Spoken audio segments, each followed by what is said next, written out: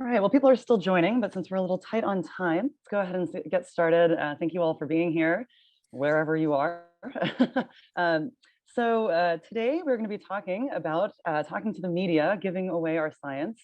On this panel, we have a fantastic set of panelists. I'm going to do my best to kind of coordinate things here and keep an eye on the chat.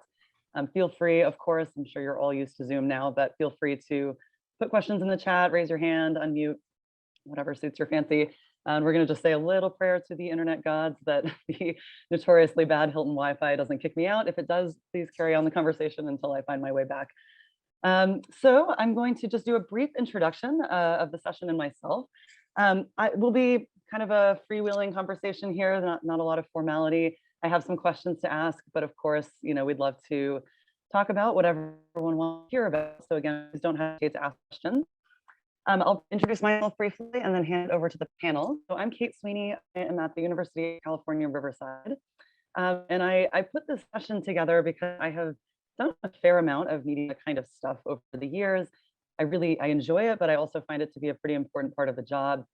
I feel like I need to represent our science and also represent my university. And so whenever I have a chance, I talk to reporters, I get on the radio, I do podcasts and that sort of thing.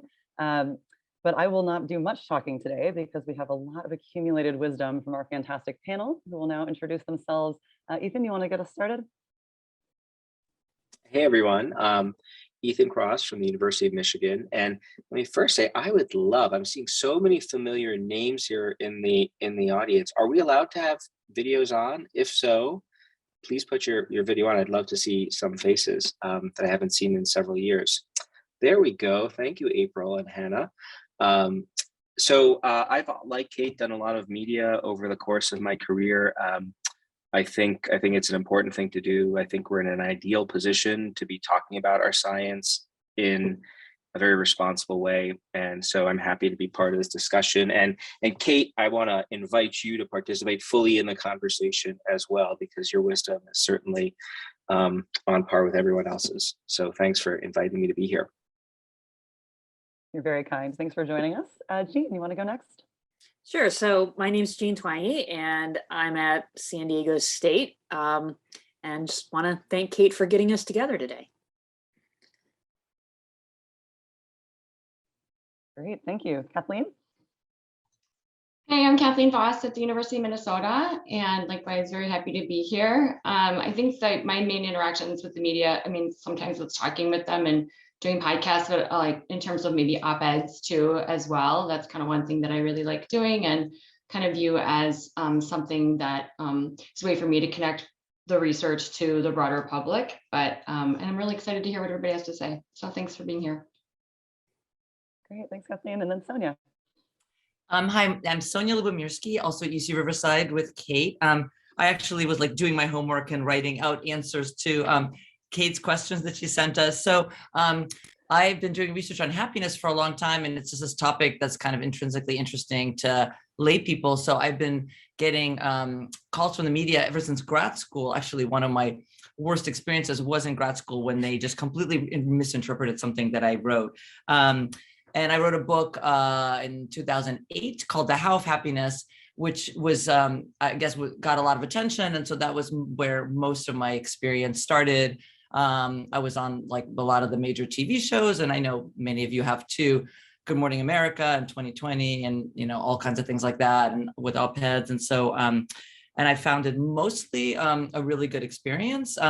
There's so many, just like in any field, they're like really smart, competent people, and there's some not so smart, competent ones. And there's some really amazing journalists out there, and it's just a pure pleasure to talk to them. And I have to say, like, there are two major things in my research that were basically catalyzed by questions from journalists. So we can talk about that more. But so I've had some really good experiences, but also some bad experiences where the journalists are just completely unprepared and they misinterpret your work. And so, yeah, looking forward to talking about all of these things.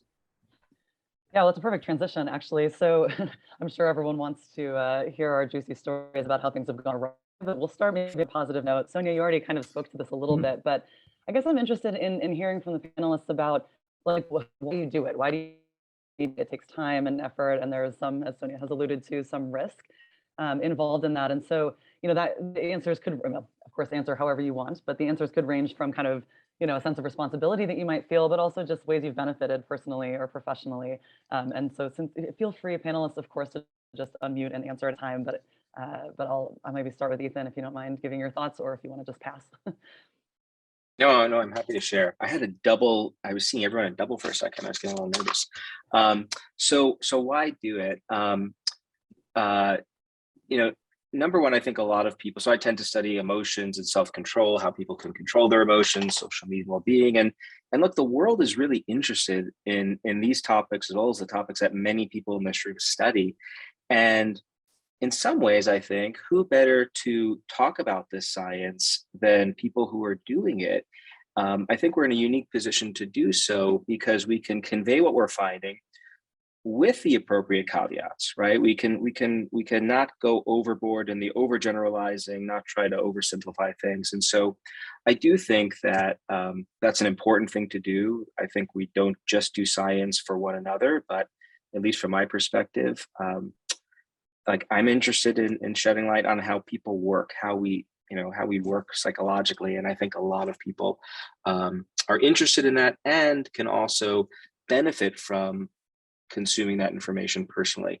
So that's a big motivator. Another factor is sometimes other folks get things wrong when they're trying to translate. And so I do think that we have in some ways a responsibility to ensure that what we're finding is penetrating into popular culture in the appropriate, and by appropriate, I mean correct ways. I have a thought about the fear involved in talking to the media and how that can sometimes demotivate people from doing that. But why don't I hold that until we get to that topic later and just talk about the good stuff for now? Sure, thank you. I'll make sure I return. Jean, do you want to add on? Yeah, I think we really do have a responsibility to publicize our science. And when we can do it ourselves, that's the ideal way to do it. This pandemic has really shown the importance of understanding human behavior, the importance of social psychology. And I mean, it's been remarkable for people to be like, hey, how did this happen? How did we not understand this? And well, you know what? Social psychologists have been studying persuasion and emotion and tribes and all of this stuff for decades, almost a century.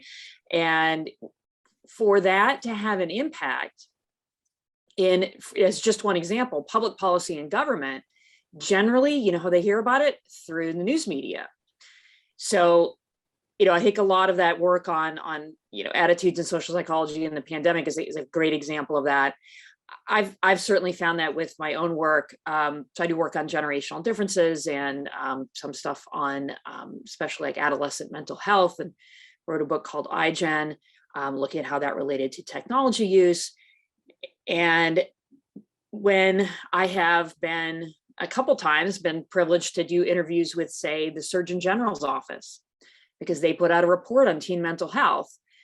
And they found me because I have done interviews and written op-eds and been on TV and, done all of those things, even though, yes, there are some definite downsides, as we'll get to, into doing that. I think, though, that the benefits in the end outweigh the risks, because you think about what we're doing, all of us, and how important our work is, and the way for it to have an impact is to get it out there. Absolutely. Yeah, the impact is so much bigger than if we're just publishing in our own journals. Yeah, that's great. Thank you for sharing that. Kathleen, thoughts? Well, I mean, I think I mean, what my fellow panelists said, I think kind of encapsulates what I would say, but just to crystallize it a little bit more, one, if you're at a public university, I mean, some of us feel that just de facto means that you have a responsibility to give back, or you receive grant money from the US government or maybe another government. But I think something that Sonia said is also something that I want to pick up on too, is that when you talk to journalists, it can help you clarify your thinking. And they ask questions that, about assumptions. I'll give you an example. Like, remember I was talking about some study where people put their arms in freezing cold water and that was interpreted as more longer you can hold it in there as being better self-control. And I remember a journalist from the New York Times saying, like, that just seems so strange, because like, why wouldn't it be like the better thing to do would be to like pull it out because that's painful. And then you have to kind of just think about the way you're describing things and what are the assumptions that we're making, et cetera. So if you do that, it helps you to, I think, explain things a little better and why we do the things we do. But also, as Sonia suggested, sometimes it can pop new ideas into your head as well. And so that's a lot of the fun part about it, and the upside for you on a scholarly level. Absolutely. Yeah. And Sonia, you've shared some of your kind of upsides. Anything you want to add? Yeah, and I was gonna thank you. Adding to Kathleen. Yeah, I mean, actually, my whole like 20 years career was really triggered by questions from reporters who kept asking me, like, well, so you find that happy people, are more grateful, or you find that happy people don't compare themselves to others. Like, what can we tell our readers about what they should do? And I'd always say, this is back when I used to do like correlational research. I used to say, well, I don't know, because it's a correlation. Just because it makes it they're happier doesn't mean that if you did it. And then I realized, like, well, actually, that's an interesting question in itself. Why don't we manipulate it? So there's so many examples of that. Actually, just at SPSB, this conference, a couple of people have mentioned to me, like, this latest study they did was actually prompted by a question from a reporter that they realized they didn't know the answer to. But I want to add another benefit that we haven't discussed of talking to media. I mean, of course, it gives you exposure, and people know about you, and that is that that grad students find you, that students find you because they hear you on a podcast or they might see your book. And so I find that I have just fantastic grad students or prospective students applying to work with me. And I'm really convinced it's through the media. It's not reading like an old JPSB article of mine. So that's another like totally surprising benefit that I never expected would come from media exposure.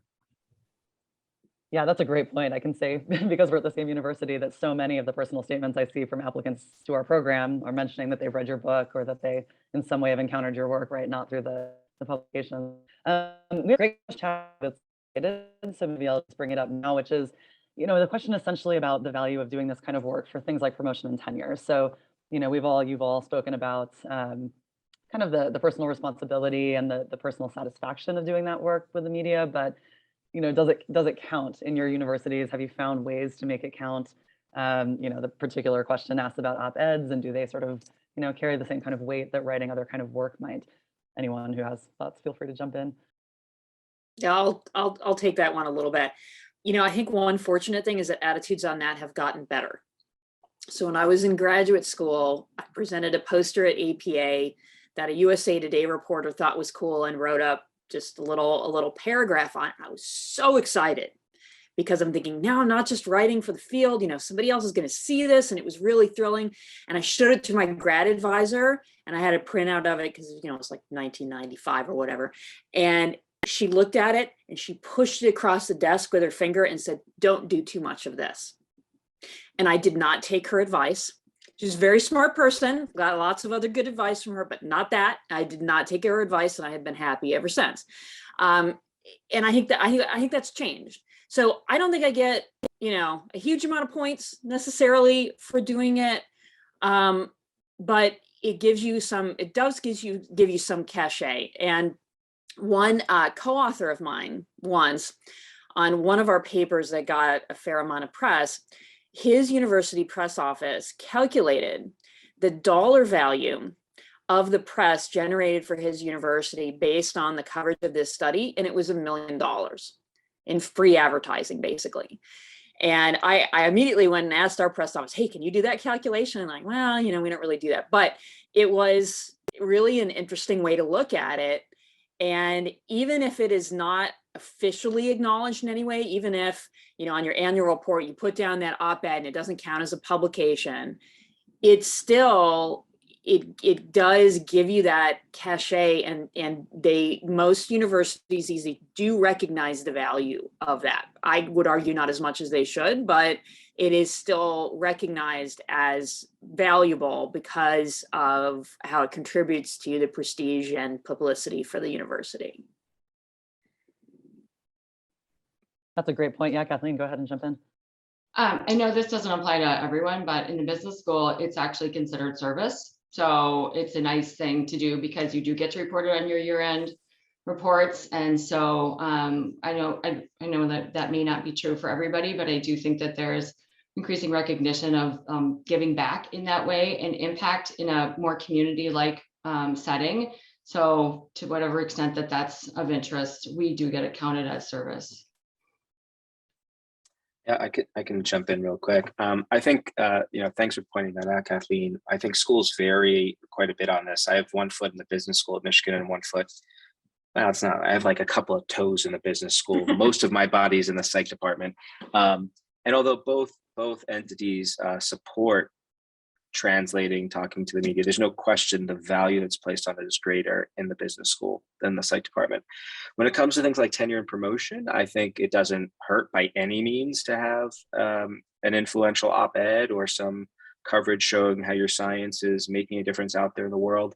But at least at some of the institutions that I'm familiar with, that isn't going to really move the needle on your case. You really want to make sure you've got those key publications, programmatic science, and I think as you move along, there's more latitude for doing this kind of translational work. So I think for people who are more junior, I would by no means discourage talking to the media. You can do it; it's great, but I think eye on the prize. The main thing is that programmatic science.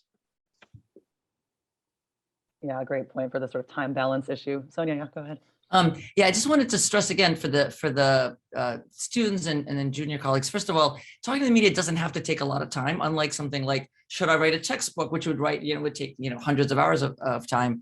But I just want to stress again that most of the benefit I think is indirect on your career. So yeah, there's a chat about op-eds aren't really counted, I think, they sort of are looked at, but it's not like I haven't seen that certainly in my department where people say, oh, you've written this many op-eds, but there's so many indirect effects, right? So for example, your colleagues, I used to literally read JPSP articles to find out about someone else's research. And now I don't really do that anymore. I read the New York Times or, someone else's like Atlantic or podcast about other people's research. So I find out about, we all find out about other people's research in other areas of psychology and in other areas of social psychology through the media. So I also find out about my colleagues' work. So when I'm asked to write a letter for someone like for tenure promotion, I often know about them through media, and then I go look at their articles. So, and then as I mentioned, you could get great students or, other ways, or collaborators. People find out about you and say, oh, maybe I'll collaborate with her.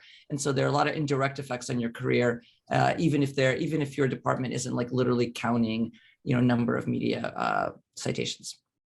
That's a great point about collaborators. It's true for me as well, actually. I'm just suddenly realizing sitting here that one of my new big lines of research came because someone heard me on a podcast and was like, oh, you study this, let's talk. And now we're doing work together. So that is an indirect benefit. Another I would actually add as well is that even if it doesn't quite count for like getting tenure, if you threaten to leave, the university might see you as a little bit more valuable if you're kind of at the face of the university in some ways. So I think that's another maybe indirect, but sometimes direct benefit.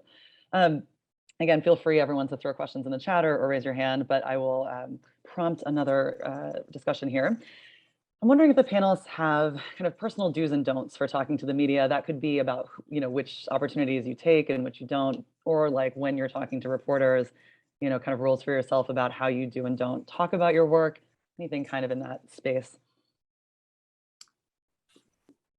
I'll start if that's okay. Please. So deciding which opportunities and which emails to answer is one of the hardest things. It used to be much easier. Now it's really, really difficult because everything is much more atomized online. It's very hard to know which podcasts have more than 2 people listening to them. That's probably the hardest one. Documentaries. I stopped doing them because I could not tell what was going to have an impact. And then I ended up turning down The Social Dilemma. Oh my God, seriously, that happened. And I still am kicking myself, as you can tell. But it's because I get so many requests for documentaries and it's just so difficult to tell. So I don't have like one answer on that one. Sometimes it can be on the topic. Sometimes it can be on the outlet. most of the time, you're going to answer the email that's from the Wall Street Journal or the New York Times or the Washington Post. But then there's these smaller outlets. Some of them are worth it and some of them aren't. And it's you just have to decide based on, if you have experience with that publication, which one might be worth it. Like an outlet like Vox, not everybody's heard of it, but they do really well with science reporting. So, okay, maybe those are the ones you're going to answer. And it might just be, maybe it's something you're still doing research on and you think it might be fun to have a conversation about it, versus a paper or a topic you haven't done much. So that one is really hard. So the do's and don'ts, remember when you're talking to the reporter, anything that you say can be used.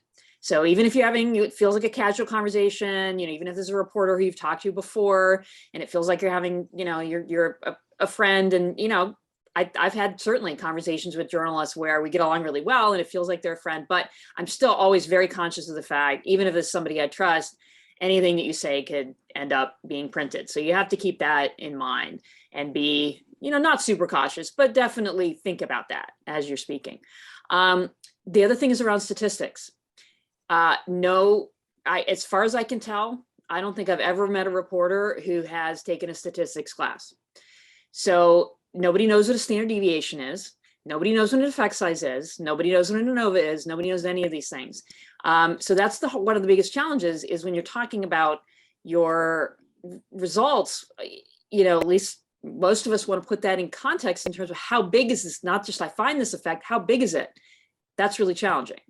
So that's been, over the years, one thing that I think doing press has given me a different perspective in research, is you have to think about a way to explain that, whether it's to compare it to other effects, to kind of, one way is to take the more clinical psychology approach. Okay, let's look at these groups and what percentage score above a certain cutoff. And that's not done as much in personality and social psychology. But if you're reporting your means and your Ds, why not also report an analysis that shows, here's the percentage who fit some kind of criteria for being depressed or low in well-being. It gives another perspective. It makes it easier, even for a lot of academics, to understand what's going on with the data if you can present it in that way. And it also helps very much to explain it to people who don't know what a standard deviation is, which is most people. Unfortunately, I think everybody should take a stats class. I think it should be mandatory in high school, but I don't know. That's me. At least for science writers, you'd think. Oh, that too. Yeah, absolutely. Yeah. But a lot of times the people who cover your work are not going to be science writers necessarily. And that's the other piece of it. Oh, and they will never have read your paper. Send it in advance, but they're not going to read it. I mean, the really good ones will, but that's maybe 5% of the reporters. Just assume they've read nothing. Good advice. And yes, absolutely. That's been my experience. Others' thoughts? I think if you're starting out, one approach to take is to look at some of these conversations as, trial runs, practice at figuring out how to communicate clearly about your science to the media. And so, if things are kind of slow and I don't know, you're waiting for data to come in and not a lot's going on, you might take that interview from the Chronicle of Higamajiggy, whatever. I mean, I don't know. Yeah, what's a no-name periodical, but I think all of those are just opportunities. They're like practice lab presentations, if you will. And sometimes reporters from those outlets are really, really good.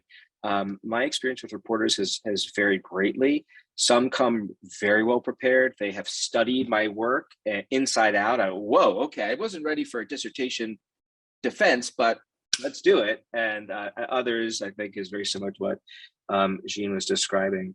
So I think just thinking about getting some practice at, this is a craft, and you get better the more you do it. And so getting those practice runs in, I think, is a good thing to do. A great point. Kathleen? I would say do be aware that they're going to try to get you to go outside your lane sometimes.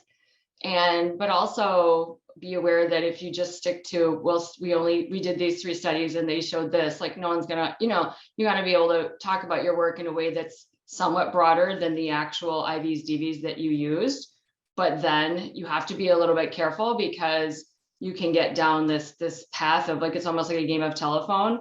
And I would just say that you want to keep your hackles up a little bit to be able to say like, that's kind of outside of the context that we studied, and they'll be okay with that generally. They'll say, okay, what about this tech? What about that tech? But be aware. The other thing that was a surprise to me, and I use this word intentionally, is that they're almost always going to ask you, what about this was surprising? And I used to just like get super annoyed because I was like, well, we can hypothesize this, and why do you think we did the study this way? And then, so now if you listen to like NPR and things, you'll hear somebody like without the, the question preceding it, but you'll say, what was really surprising was just how big the effect was, or how soon this occurred, or whatever it is. So the kind of what surprised you about this, kind of be at the ready for that perhaps. But those would be the two things. And the last thing is I always do my local newspapers or local whatever, because I kind of feel like that's part of my responsibility. But then for other local newspapers, then that's a little bit more of, like my panelists have said, you kind of want to weigh the pros and cons, et cetera. Although if you're new to it, those other local newspapers can be really fun to talk to and get a little practice on it. Great. Additional thoughts, anyone? Oh, just quickly, I don't know if anyone mentioned fact checking. So not all outlets have you fact check, but the ones that do, it's a great, because then when you read it through and you really do find sometimes major mistakes. So definitely ask about, can I fact check your piece once it's done? Yeah, that's great advice. And I have found huge variability in whether they'll even let you see it, or like I've had certain, I think New York Times, they'll like read it to you on the phone, but they won't like send it to you. There's sort of, a huge variation there. We have another question in the chat that, oh, sorry, 18, yeah, go ahead. Well, I was just going to chime in on that topic because Kate and Sonia, like you, I love it when people fact check the interviews. And actually, in my experience, a minority of places do that. There's actually a journalist on right now, Yachen, who was kind enough to do some fact checking, and we talked a little bit about this. If it's not fact checked, there are, and you do enough interviews, there are going to be instances where things get distorted. And I think that's something to just get prepared for. It's not a comfortable feeling by any means. We like to get things right in science. And so my approach to that is just, it's outside of my control. I've done the best I could. And, if things were taken in a direction that I didn't mean to convey or convey at all, we got to move on. So I think it's just something to be prepared for, because it likely will happen at some point, and it's not the end of the world when it does. And if you feel like it is, you could always try to set the record straight. Yeah, that does strike me as something that I was much more afraid of than the reality has presented. It's been very rare that I've felt upset by anything that was in a piece. Even if it was not quite what I said, it's usually fairly faithful. Speaking of which, so we have a couple of great questions in the chat, two of which I think kind of get at the same topic, and it's something, Kathleen, you especially touched on, but I'm curious others' thoughts as well about this balance of, kind of going outside your lane a little bit to make sure that you're, maybe conveying the implications or the, the generalizability of your work, even if it's not something that you specifically found in the data, versus hewing really closely to the exact study you ran and the findings exactly as they were. And one of the other questioners in the chat kind of raises just to add a secondary issue, which is it does seem like to this questioner that there's some variability in how much people play fast and loose with their findings versus, again, being pretty straight and narrow. So, again, Kathleen, you spoke a little bit to it. Of course, feel free to add. And I'm curious what others think as well. Yeah, Jean. Yeah, that's always the tough thing. I think there's going to be some cases when you have to shut it down, when it's just there. You're like, well, I didn't look at that. But then in other cases, you can say, well, I'm speculating, or I think this might be the case, or I would guess. And I think as long as you qualify it, then to really apply a lot of our results, you have to speculate some. And it's kind of like the discussion section. And I think that's okay, but it is true, you have to be careful about how far you take it. And it has to be put in context and with the caveats. And those caveats may not always end up in the print, but at least then, you told the reporter, and at least then it's in some of that context. But those are tough calls. Agreed. Others' thoughts? I'll mention just a bit of great advice I got just very quickly from a reporter pretty early on when I was doing this. So I was still really new to it. And I just kept saying, well, I didn't study that. Well, we didn't do that. We didn't ask that. And she finally said, you're an expert though. Can you speak as an expert? And so I do try to be careful to be clear about when I am being an expert versus when I have data. But that was I will always probably remember that because I found that really helpful advice. Yeah, Ethan. Yeah, this is the big issue, and my experience just being a consumer of interviews that our peers are doing, I actually find that usually when the academics are doing the research or talking about it, they are being the most precise.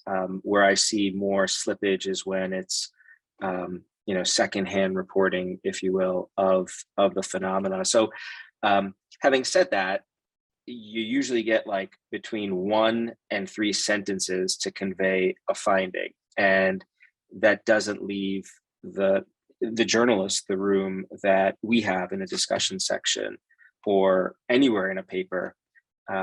Maybe not for some of the short report journals, but we usually have a lot of space to qualify things, and there's just a lot less room for that. It would be great to hear from journalists about their take on this. I think that's the other side of this, which is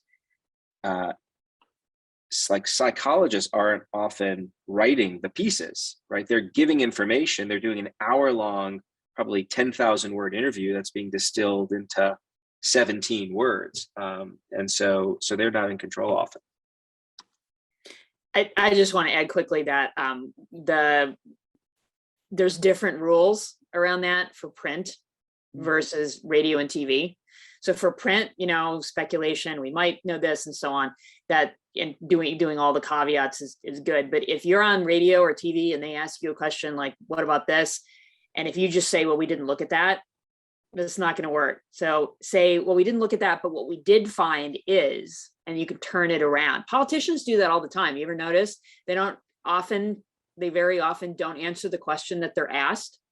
And this is a funny thing in doing interviews, is that you kind of learn that you have to kind of toe that line. That I usually still answer the questions I'm asked, but sometimes when the question's just not relevant, I do the politician thing and then get in some other point I wanted to make. Yeah, ask her to answer the question you wanted to be asked. We do have one perspective from a reporter in the chat saying basically that if we don't do it, someone else will who knows less than us. So even if we have to go a little outside, it's probably better that we're grounded in empirical observations at least. Any other thoughts on that point? Yeah. Just as a note, and there's some questions about like op-ed writing training, and I know some universities have that. I don't actually know about organizations, but I mean, I sometimes get announcements from you can join a workshop or training on it, but also media coaching.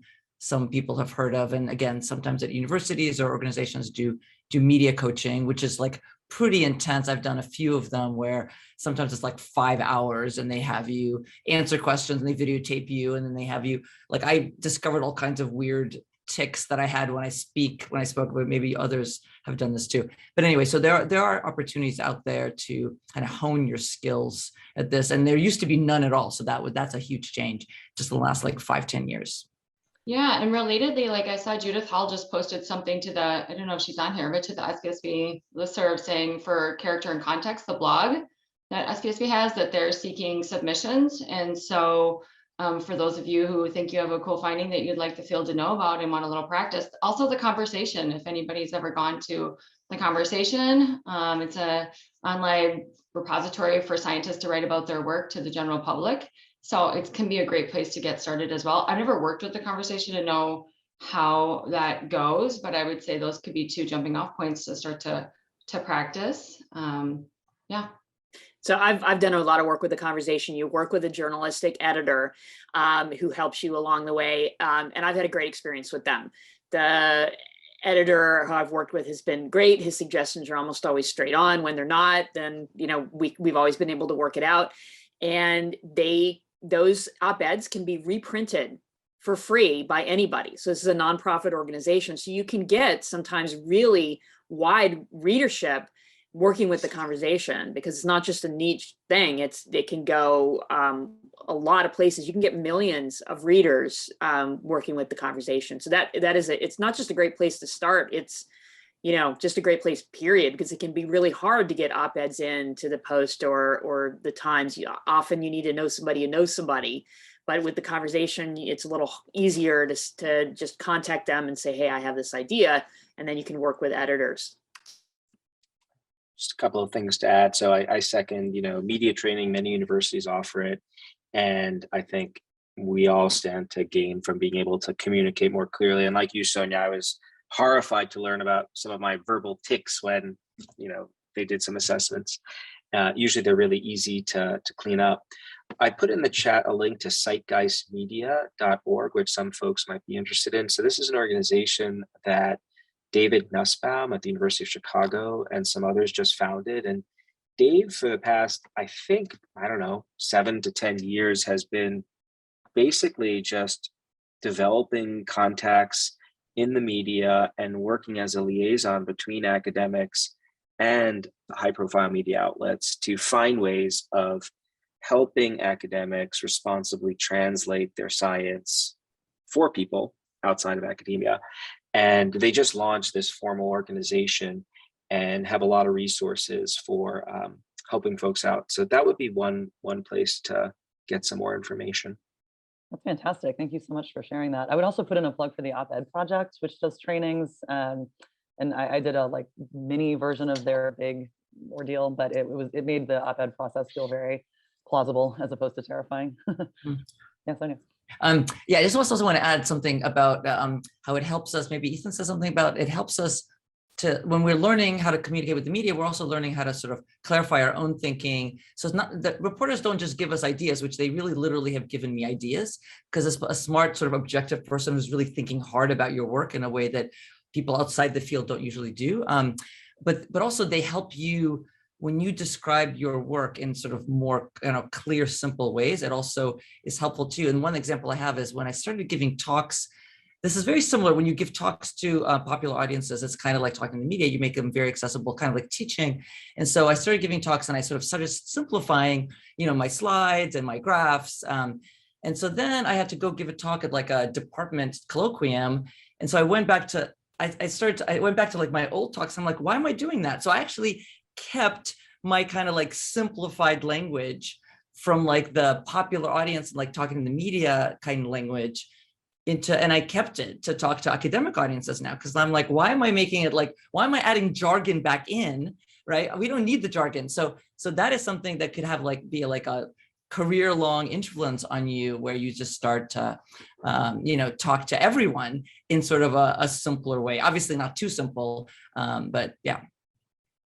Yeah, I don't think I have a number. Oh, please go ahead, Ethan. Sorry. Oh no, I was just gonna second, third, and fourth what Sonia said, with one caveat that on occasion I feel so comforted by being able to show an error bar and point to it. But completely agree. Yeah, so we have some great questions in the chat. I will try to translate them.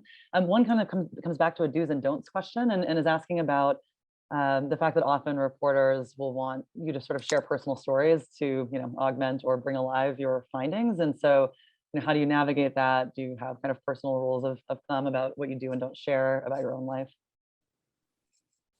I'll just start because, yeah, and Kate, you mentioned this sometimes, or maybe Jean mentioned this, when you're talking to a reporter that or who are just really, really good at what they do, they make you feel like you're just like talking to a friend, and then you realize, and so actually, I think some of you, including Kate, we've been on Hidden Brain with Shankar, who's so good, and so I did it just recently, and I said a couple of things that I'm like, and I actually said, I hope my husband isn't listening to this, and then he did listen to it, and he was not happy. So yeah, that's my worst experience. So we have to be a little careful, but I think it's fine if you're careful, if they're not too personal, because it's like a picture takes what is it? A picture's worth a million words, right? A story is worth a million words. So we know how important vivid, anecdotal evidence is to illustrate our concepts.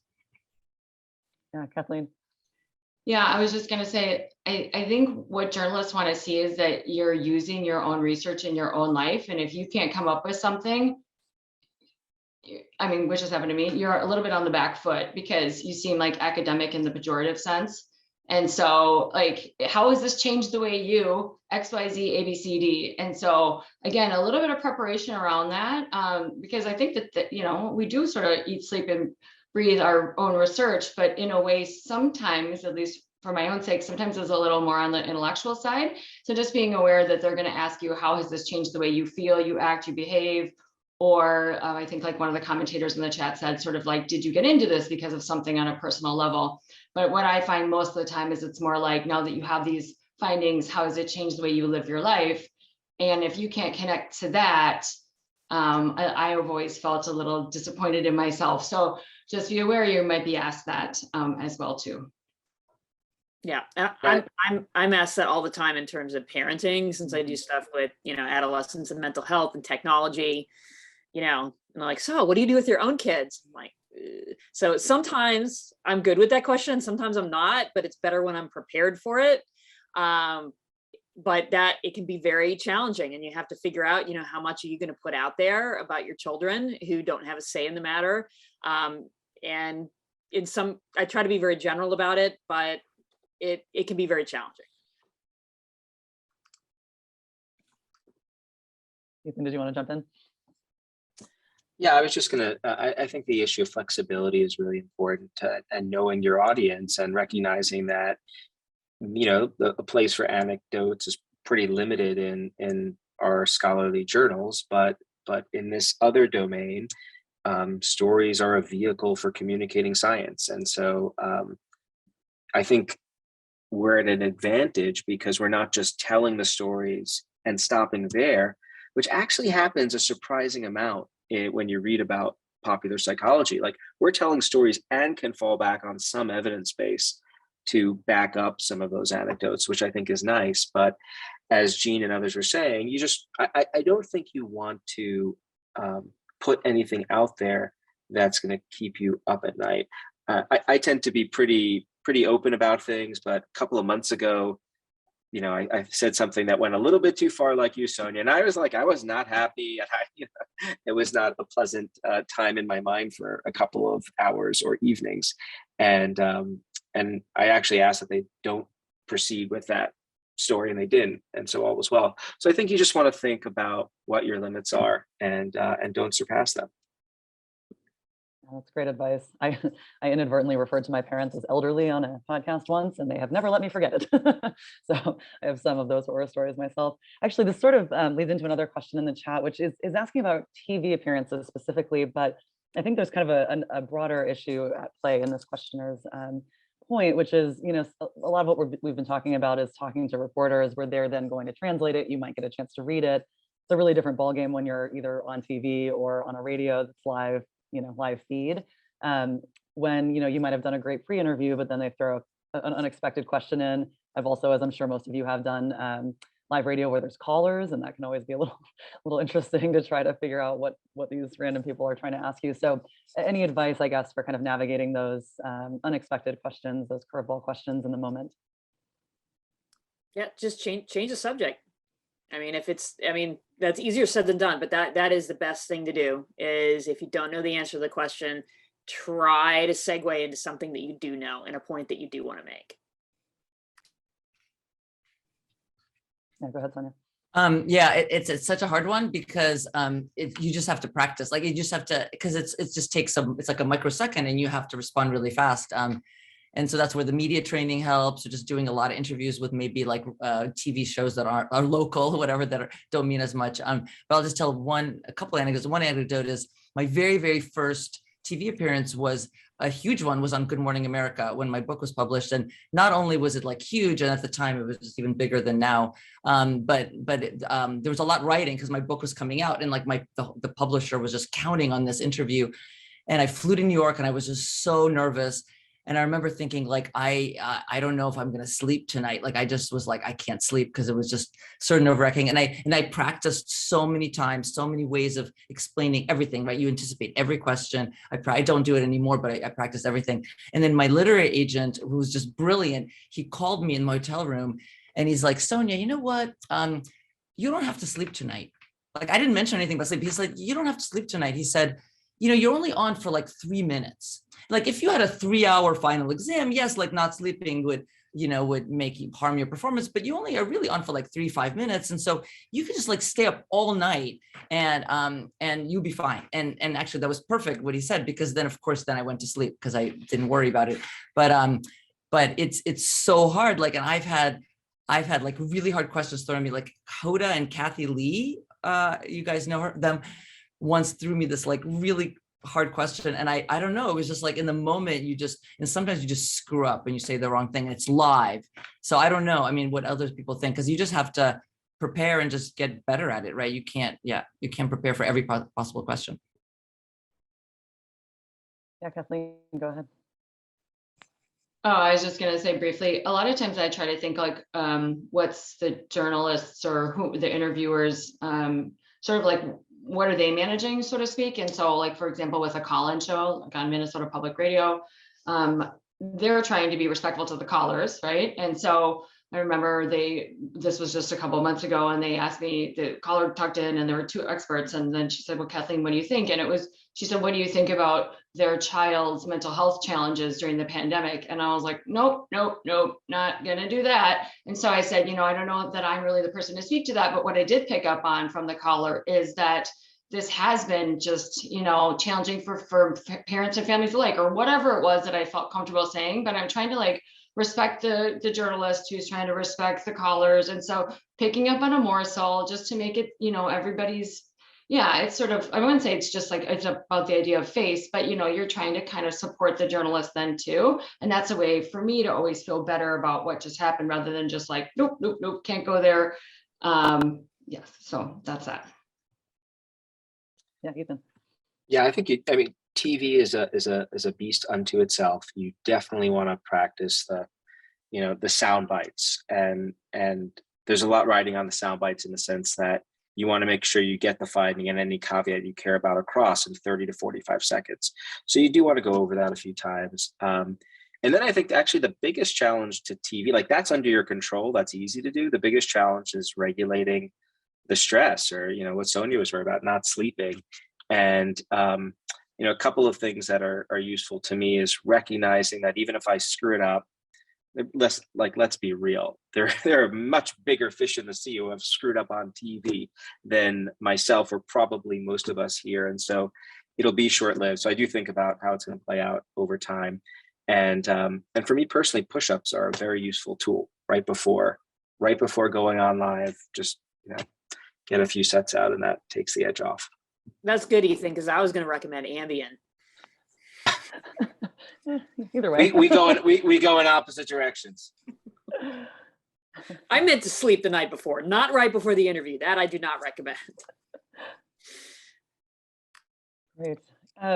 Speaking of caveats, which we have been discussing in various ways, Liz Dunn has a question in the chat that's a great one, and I really don't know how I would even answer it, but I'm curious your thoughts. And that is, when we are being asked about work that we maybe did in the sort of pre-robust research era, and work that I presume we would all kind of stand behind, but maybe that we don't feel as strongly about as work we're doing now.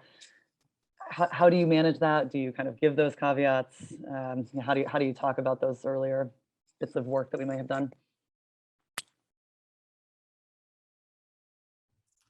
It's really hard, because I will say, well, there's studies on this, but the sample sizes are small, or you can say it in a way, there are not that many participants in those studies, or the effects are small.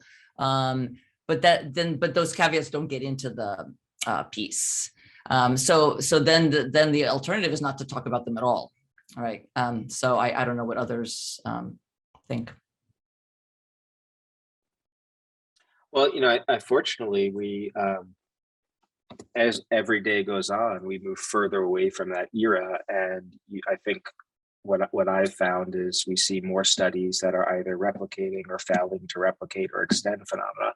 So the knowledge base that we can reference tends to be more robust, or at least that's my experience talking. I'm usually chatting about more recent work, and that makes it easier to dodge this very, very challenging issue.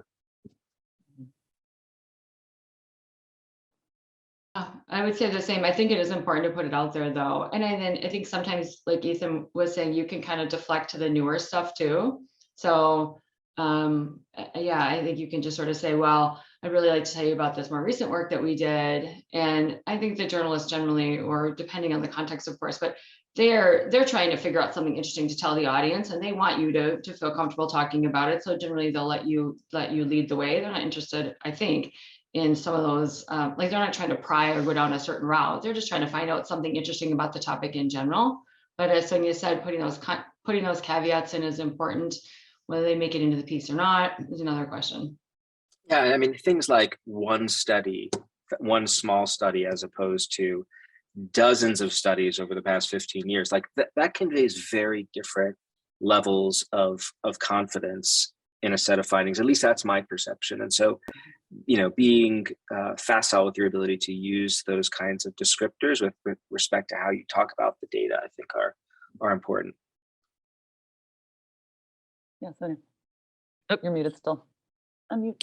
Relevant. This is relevant, but a little in a new direction. Can I actually ask a question to you guys? Because it just came up with me yesterday. I was talking to a Washington Post reporter about a paper that's under review. And so we had this whole discussion, should I be talking? I mean, and we decided to hold off, but what do people think about talking about work that's under review? I'm pretty confident in the paper and that it's going to get in, but it hasn't gone through the peer review process. But I wanted to talk to her about it, and she was like, well, when I talk to scientists, some really prefer to wait, but then others want to get it out, and others don't want to talk about it because sometimes the journal doesn't like it when it's already been in Washington Post. So what do you guys think about that? I generally think that is a good rule of thumb, to wait until it's published. I think during the pandemic, sometimes some of the stuff with COVID, I made an exception there. It was one of the few times I ever did. I talked about a preprint, but it was just because it was so time sensitive. But most of the time, I think you're better off waiting. I think it's best for everybody. It's best for getting out to the public. I think it's better for you because then it has gone through the peer review process. Then you have more confidence in it. And then it's better for you to kind of have all the press at the same time instead of being dribbled out. So I think generally speaking, you're better off waiting. I think this is a fantastic question that I think our field is going to have to grapple with, because we don't have very good norms about what to do right now. And I think the situation has changed dramatically with the rate with which people are posting preprints. So not just what you've done in your lab, but now there are preprints out there for anyone to read. And there is real value in doing that on the one hand. On the other, there's some cost as well. So here's a little anecdote to take a page out of what we've been talking about. A couple of years ago, I was asked by New York Times to comment on an article that had been posted, not peer reviewed. They sent it to me. Some of the findings were really quite controversial. And see, you mess up, you could just make a joke about it. And I mentioned to the journalist, I said, but this hasn't been peer reviewed. And what they told me was, well, just trust me, it's solid. Fast forward, the journalist ended up running this huge story headline. And a couple of weeks later, the authors completely revised the story because they did more analyses, and the findings didn't just go away, they flipped. So that's what peer review, I think, can do, right? We think we've got our best set of analysis that we're putting forward, but then a really smart set of reviews comes in and we do something else or run some more studies and things change. And so peer review does something for us that is very important. And I have made an exception like Eugene when it came to a COVID paper, but it was pretty far along the peer review process when I did. So I think we need to be talking about this more and thinking about what are the rules for pre-pubs versus post-pubs with respect to these issues and others as well. Yeah, thanks for raising that, Sonia. That's a great point. And yeah, the preprint world is changing that answer pretty rapidly. In our final minutes, we do just have a few more minutes. I was hoping maybe that each of you could share kind of your most memorable, however you want to define that, media experience. That could be, train wreck memorable or a highlight of your media experiences. Sonia, I don't know, do you want to start? Oh, sure. Oh yeah, Jane, perfect. Yes, Jane, great. Go ahead. Okay. I mean, I think the best part about doing press is, that you can get the research out there. Following up on that is the people that you get to meet and the experiences that you get to have, which are very unique and memorable. Katie Couric came and had dinner at my house, right? She was doing this Nat Geo series, and she'd interviewed me before. And so my whole family, we have these fun stories about, oh, you remember when Katie Couric came and my husband was grilling and, and she offered to help, and he offered her the shrimp and she actually really liked it. And, and we have this great video. I think it's still on YouTube. It's a little hard to find, of Katie Couric at our dinner table with my kids. And it was a few years ago. And the last line of it is my older daughter getting some cool line out, which everybody laughed at. And it's just that I still treasure that because it was so amazing to have that experience. And then to have the video of this just fun moment with the family. And I would never have had that experience if I hadn't, taken that risk. And it is a risk sometimes to put yourself out there. And that's just one example. There's been, going to New York and being on morning shows, and it is 5 minutes of sheer terror, but it is an amazing experience that you'll never forget. That is fantastic. Tough act to follow, Sonia. Yeah, I agree. We've already talked about the benefits. Like, just to me, again, it's my colleagues knowing better about my work and students. And just I have lots and lots of fun stories. Like Jean's. One of mine is Maria Shriver came to my house, and it was really fun. But it was literally the day that there was some big story in the LA Times about Arnold Schwarzenegger, her ex, doing some horrible things, and the paper was lying right on my kitchen counter, and she was right there, and I really quickly had to turn it over so she wouldn't see it. I mean, of course, I'm sure she has seen it, but anyway, lots of fun stories. But the impact on the science of my work, on sort of impact, is just the impact on impact. The impact on sort of the prominence of the work is just cannot be sort of underestimated. Fantastic. Ethan or Kathleen?